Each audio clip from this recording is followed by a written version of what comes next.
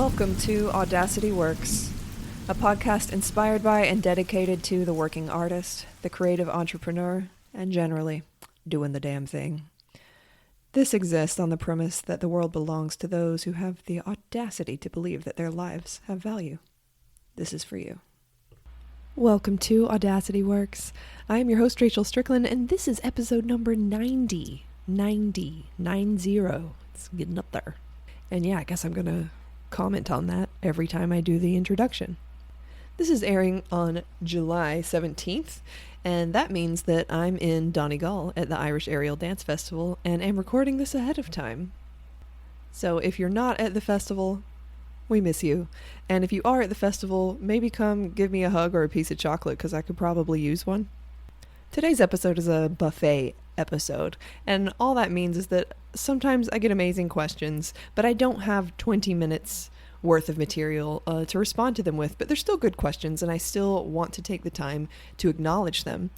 So a buffet episode is where I take as many of those as I can answer in 20 minutes, and that's our episode, so we have lots of different subjects to cover. They're super fun for me. I hope that you enjoy. Okay, so let's dig in. My first question here is from my girl Kim, who asks how to protect yourself from overworking or overtraining when you're committed to a program or contract that encourages that behavior. So context is important here, so let's lay out some context. This is a mature question, right? This is not a question that I would have had the capacity to ask myself in my 20s. I did not yet trust myself in my 20s, and I did what other people told me to do, except for join the circus and travel around without a plan or any money. Okay, I did some things that people told me to do because I assumed that they knew what they were talking about, and I didn't. And to an extent, that was true. So we go to a program or an intensive learning environment of any kind because we're hoping to be made a better version of what we already are, right? We want the skills and the wisdom and the knowledge that are available in this intensive program. So to an extent, the hope is that you can trust that program to have considered this and to have considered the longevity of your career, and we are talking physical training at the moment. But the sad truth is that those things are often not brought into consideration because to be cost effective, they're trying to cram as much as they can, and I completely understand why, into a certain time period. Which means that overworking and overtraining are basically built into the system. This is what I see more than anything else. And I'm talking about intensive programs, some of the pre-professional programs that I know of. But regardless, I hope that you can trust the skill and the knowledge that you're getting out of whatever program that you're in. However, I always want to encourage you to trust yourself first, because you know when a program or a person is demanding more from you than is healthy for you. You can feel that, and you know that. And I think one of the reasons that this problem is so prevalent is because no one wants to complain and be seen as a troublemaker, so they don't. So my advice is to complain and to stick to your guns and to stick to your own boundaries, because boundaries of steel is the only thing that I have seen to be effective against structures that don't consider the full holistic well-being of the human being that's participating in them. And it's no one else's job, to babysit us. That's our job. So we need to be very proactive about that. And if someone wants to feel defensive about that or upset that you're not doing what they're telling you to do every step of the way, well, that seems like a personal problem, and it is something for them to experience on their own journey. And who are we to deny them that? If you want to back up your complaints with data, you can always monitor your resting heart rate, which is before you've even set up out of bed in the morning. As soon as you wake up, take your heart rate and do that every morning over a long period of time. And if your heart rate is increasing, if your resting heart rate is increasing, that's not a good sign. It means that you are experiencing too much stress and you're not able to recover. And that only leads to burnout and injury eventually.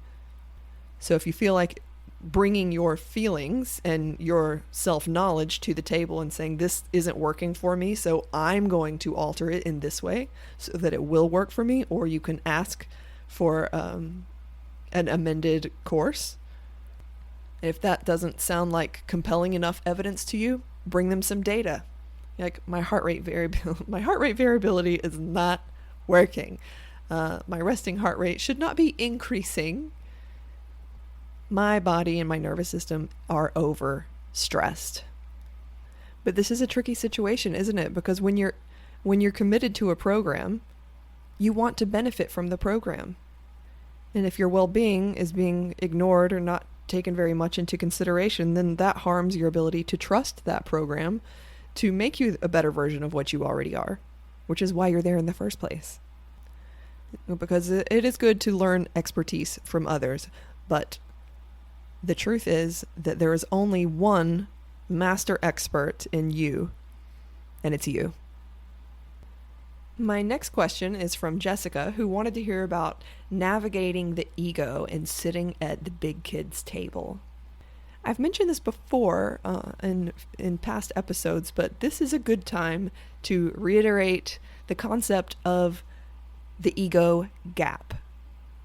The ego gap is the space between who you actually are and who you were 18 months ago. Your ego is always going to be way more comfortable with who you were 18 months ago, 2 years ago, 5 years ago, because that's tried and true. That is safe, and your ego loves that. It's predictable. Everyone's feeling good. You're going to get a free pass. However, who you actually are is threatening to the ego.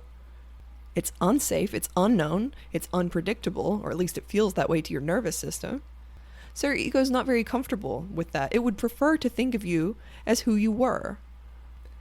And this is how it looks in practice, right? This is how it manifests. An artist, is meant to be writing a bio, right? They're writing a bio, and they're trying to list out their accomplishments, get a good idea of what they want to talk about, because your artist bio should make you sound awesome, right? It's honest. It's just the true story of how you came to be who you are. But claiming to be the thing that you already are, so many people feel like they are lying. Like, this feels like a lie. It just feels like I'm making up shit about myself. And I'm lying. Like, you're objectively not lying. The evidence is right here. This is something that you're already actively doing. Already actively are. It doesn't mean that you have a ton of experience in being the current version of yourself, but it's still true. And that's the ego gap at work, because you're already at the table. You're at the big kids' table, right? But your ego's still at the kids' table. And it would prefer to stay there. It doesn't like that you are calling attention to the fact that you're at the big table. So you're already this current version of yourself, but you're dragging your ego behind you like a sloveling, mouth-breathing, knuckle-dragging Yoda in a wet sack. That's why it feels like a lie. It's not a lie. It just feels like a lie because your ego doesn't like it. And it takes time and several iterations to close the ego gap. So you can't wish it away. You can't just acknowledge that it's there and be like, oh, I wish that was there. Poof, it goes away. What you can do is give yourself an enormous amount of grace.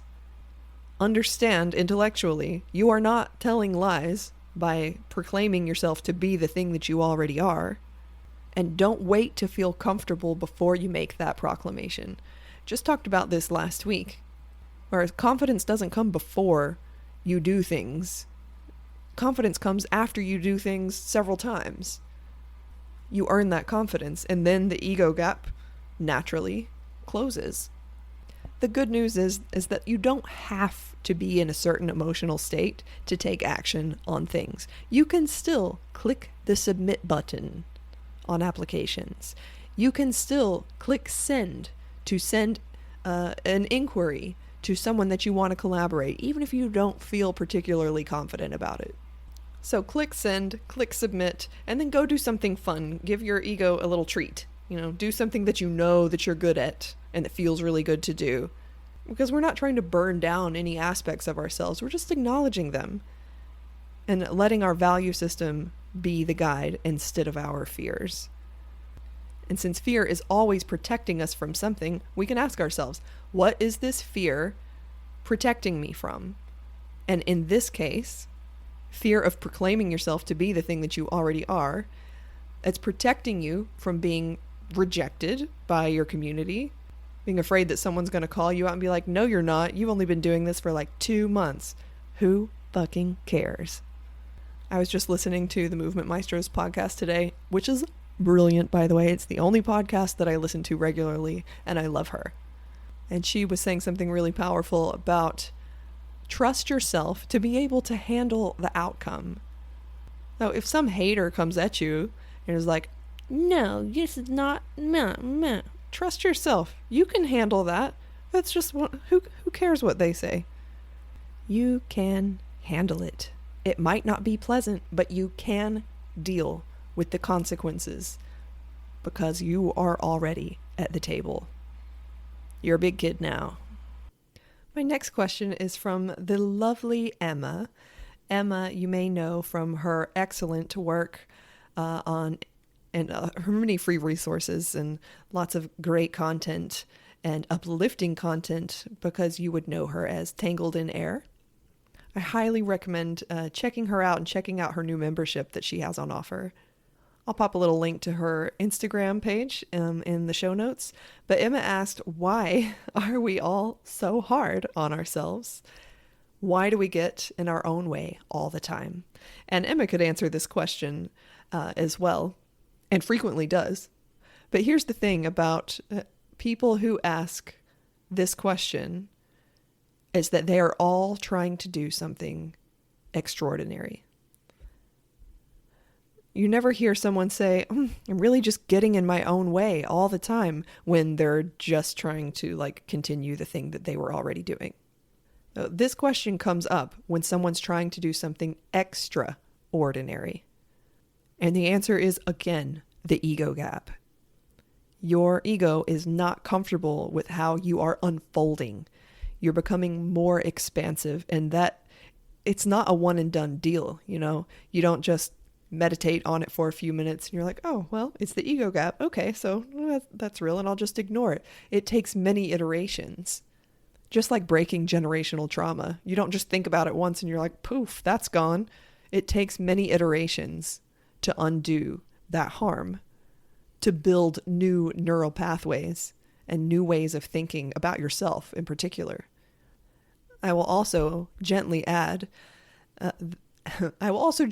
that you've been trained expertly to be super hard on yourself your entire life. Because culture is screaming in your ear, you can totally be loved and enough just the way you are as long as you are this size, look this age, forever, and never complain and are pleasing at all times. It's a very subversive message, but it's also an extremely clear message. We all got the memo. And societal conditioning, it is like a sliding glass door. You can totally see through it. Intellectually, you can see through it, but it's still going to stop your ass when you forget that it's there and you slam into it with your face. So why are we so hard on ourselves? We've been trained that way. Why do we get in our own way all the time? The objective is to get you to stop the thing that you're doing, to stop being expansive, to stop exploring the unknown. And I sincerely hope that you don't.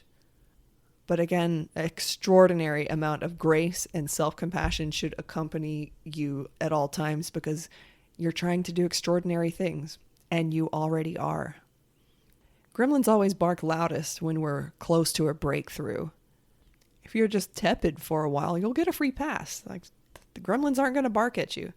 And it's fine to be tepid. All things in seasonality. No one can be amazing all the time. But when you are trying to push through, become more expansive, do something bigger, braver, cooler, and that you really, really love, the gremlins are probably going to bark at you.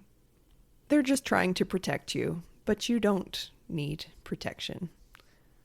What you do need is usually boundaries, which are not the same thing. Protection happens when you're being actively attacked, which is why y'all know I'm a witchy woo, but I don't like how prevalent the mention of protection spells, like protect yourself because you're not under attack. People tend to believe that they're under attack, like psychically, a lot more than they actually are, if at all. That might be an unpopular opinion, but it is my opinion. And it puts all of the power in these like ephemeral attackees, or attackers. Sorry, that's the wrong word to use. I'm leaving all of this in. I'm human. Whereas if you just replace the word protection with boundaries, the power and the onus is placed back on you because you have the power to change your life. You're the captain of the ship, and you are the world's foremost expert in you. So have your boundaries. And know that these gremlins aren't there to try to ruin your life. They're just there to try to protect you. It's just your human nature trying to keep you safe. So that, in my honest opinion, is why, my dear Emma. Now everybody go follow her. Okay, I think we have room for one more. And this is from a friend on Instagram. Her name is hidden, so I don't know what it is, but thank you for writing it in. And she says, I don't know if you have ADHD. I often assume people I relate to have it.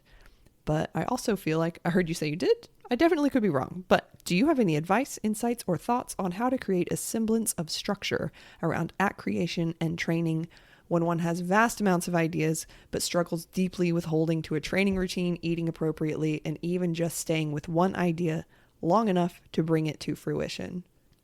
This is a big question, I know, but it's something I'd love to hear your insight or ideas around. I love this question, and I've been sitting on it for quite some time because I don't have a diagnosis of anything. I have absolutely zero doubt that I have neurospiciness. And my neurospicy friends also tell me, hey, you're neurospicy. I'm like, cool, I don't doubt it. But I don't have an official diagnosis, and I haven't sought such a thing. And I probably won't. Not because I don't think there's value in it, just because I don't feel like it. So I've been wanting to answer this question, but also feeling like since I don't have an official diagnosis for neurospiciness, including ADHD, but not limited to, that maybe I shouldn't be the one answering the question. But she did ask literally for my thoughts, so I'm going to give them to you. The thing about neurodivergence is that it can assert itself in so many ways that I could give you advice that worked perfectly for you as a person, and someone else with your exact same diagnosis, but the diagnosis asserts itself in different ways, it wouldn't work for them at all. But I do want to offer you some insight around creating a semblance of structure for yourself around act creation and training, particularly act creation, because we're all in charge of our own selves. Oh, the horror, the majesty and the horror of being in charge of your own selves. That means there's no one to give you any structure, so we have to give it to ourselves. And choosing to create art and choosing to train in an art form can feel exactly like being plopped into the ocean and told, swim for land. Like, which way? Like, I don't know, just swim for land. Like, I don't think I will. I think I'll sink. I don't know. So since it does feel that way, some little bit of a compass that we can give ourselves is some sort of structure, and I don't mean too much. Like sometimes a little dab will do you. By structure, I mean a soft deadline. Not a rigid, have it finished by this date deadline, but how about a soft, have one page written about your concept by this date. And then your next deadline. Have a color scheme picked out. Different ways of thinking about creation and visual products. So my advice, whether you're neurotypical or neurodivergent, is going to be the same, which is going to be to consider your own design and what actually works for you. Y'all know I'm a big fan of seasonality, not trying to do the same thing every day, all year long, but looking at your life in chunks and seasons. For example, right now, it's summer. I've got a super light workload in the summer. That's very much on purpose because that's what works for me. For some others, you might feel a great deal of comfort in doing the same thing every day, the same thing, the same way every day. I don't know. That would never work for me. I would just shrivel up in my brain and fade away. There is an episode that I recorded not too long ago about seasonality. I will link it in the show notes. It's about what seasonality actually looks like in a human life, because it's very well to say live seasonally, but like, what does that even fucking mean? But whatever it means and whatever is going to work for you, you have to be the main consideration there, because it has to work with how you are designed. And if you do feel plopped in the middle of the ocean and you need a kind of compass and you don't have any, consider some of the less conventional kinds of compasses there are. For example, envy. Envy is a wonderful compass. It points to something that you love and value. So pay attention and become curious whenever you feel the emotion of envy. That's a good compass for you. Pleasure can be a great compass. I don't love the follow your bliss advice, because bliss is a super tall order, and we're like, I don't know that many people that are super in touch with their bliss and their joy, and they're just walking around in radiance all the time, because humanity, we contain multitudes, and it's not easy to identify joy all the time. But it is easier to identify pleasure, interest, jealousy, anger. All of these things are compasses that point you toward your value system. So you can use that to pick a direction, give yourself some gentle structure around the creation of your work, and test some things out and see if they work for how you are designed. I'm looking at the time. It's time for me to wrap this up. I hope you enjoyed this buffet. Leaving it all in. I don't care. I ain't here trying to be perfect. Thank you so much for spending this time with me. It means so much to me to hear from you, to get questions from you. You can reach me always on Instagram at Rachel Strickland Creative or on Patreon at Rachel Strickland Creative. This podcast is powered by Patreon. So extra special shout out to my patrons for making this work possible and so much more that I do possible. Thank you so much for standing with me. Enjoy the buffet. Don't go back to sleep.